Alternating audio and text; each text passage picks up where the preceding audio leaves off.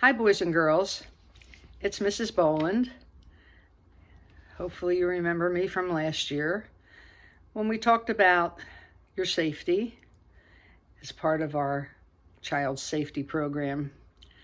Last year when I met you, I asked you to do something with your hand.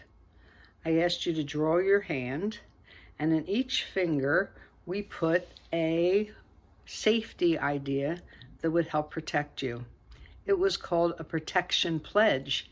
And when we were finished drawing our hand, we took a pledge, and we pledged that we would practice every one of those different safety ideas that we put in those fingers. You probably remember some of them.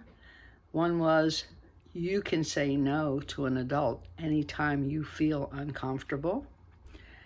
It's never your fault if an adult asks you or tries to do something that you know is inappropriate.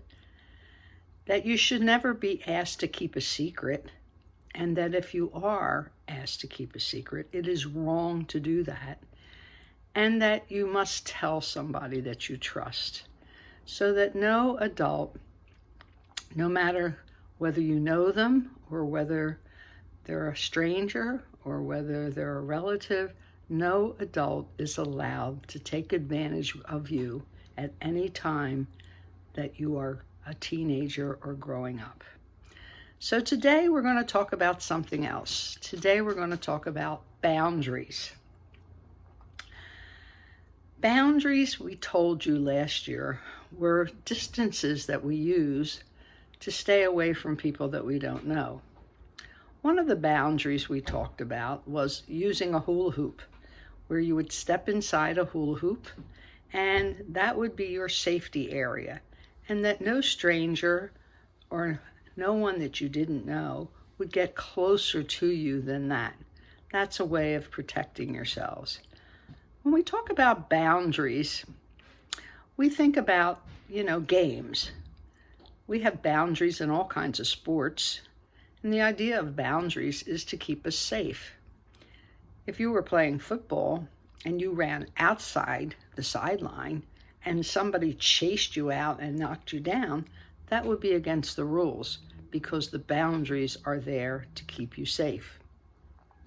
We've been talking a lot about boundaries this year in different ways that keep us safe.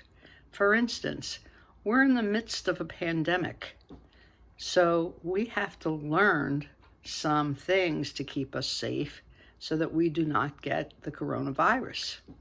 For instance, we wear masks when we go outside.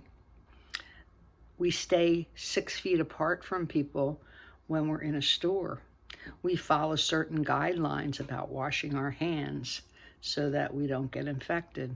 So there are boundaries all over our country right now to help protect us and keep us safe. We're talking about boundaries in child safety as well, and we're asking you to make sure that you know that you have boundaries when it comes to being around people that you don't know. Today we are going to talk about,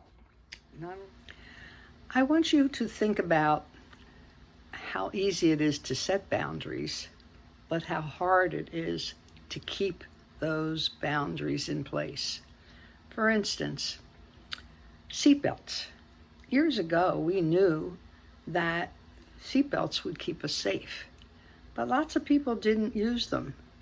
And it wasn't until it was made a law and the police would give you a ticket if you didn't click it, that people started to take those boundaries as more serious. And now it's very unusual to get into a car and not put your seatbelt on, because we've made it into a habit. Same thing we're going to try to get you to do about staying safe. Making habits that are going to keep you safe from anyone that would try to hurt you. I want you to think about how strong you are in setting a habit and then keeping true to that habit. It's, as I said, not so easy to do. We all want to do things that are right and we know that are good for us, but having the ability to stay on plan is the most difficult part. For instance, we all know we should pray, and praying every night and thanking God for all the things that He's given us is a wonderful goal. It's just hard if you don't make it a habit.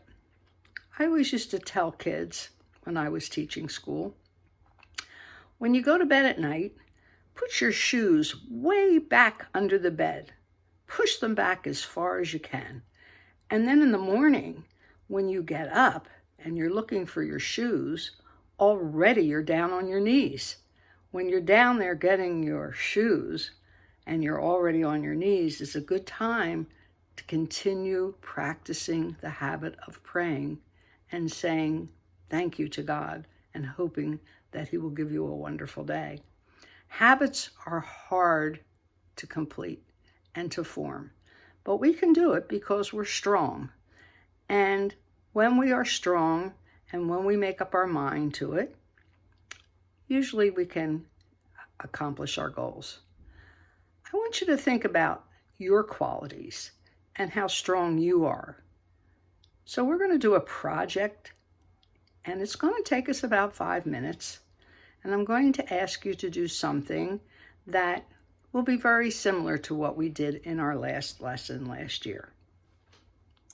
All right, boys and girls, I need you to go and get a piece of paper and a pencil, because we're going to do a little activity that's going to look at the different qualities that you have that might be something that you didn't think about lately. There are many things that make each person unique and distinct from everyone else. Recognizing these differences can help us to better understand our relationships with others and in our lives. It'll help us to establish and reinforce appropriate boundaries. So now, I want you to take your hand and copy your hand just like we did when we made our pledge. And I want you to write in each finger qualities that you like about yourself. I'm going to give you a few minutes to do this so that you have time to think and really decide what it is you like best about yourself and why you are happy with who you are. Okay, now hopefully you have finished your first hand. Now I want you to flip the page and draw a picture of your hand again. But this time, you're going to think about the qualities that your friends like about you. You can pause this video and take your time and think about what is it that your friends really like about you. What is it you think and believe about yourself? The things you wrote on the first page are the boundaries you have already set for yourself. Can you also begin to see how the things you believe about yourself can have an impact on how others treat you and whether they violate your boundaries? Think again about what your friends think about you. Do they match up pretty well with what you think about yourself? Or do you show a different side of who you are to your friends? Or do your friends know you who you really are? For instance, do you go along with your friends when they ask you to play a game that you don't like, but you do it anyway just because you don't want to lose them as a friend or you don't have enough self-confidence to say no? These are the things you need to examine about yourself. You need to be independent and think for yourself and not be swayed by friends who really don't have your best interest. So take time now to look at this video. Take time to look at what you wrote in your hands. And when you are finished, I want you to email this project to Sister Joelle. Hopefully you have her email. I will put it up on the screen if you don't. And this is your homework assignment. It will get back to me. So I'm thanking you for listening. I'm hoping that you are staying safe and that you're starting to form habits and keeping your boundaries in the forefront of your mind so that no one takes advantage of you. God bless.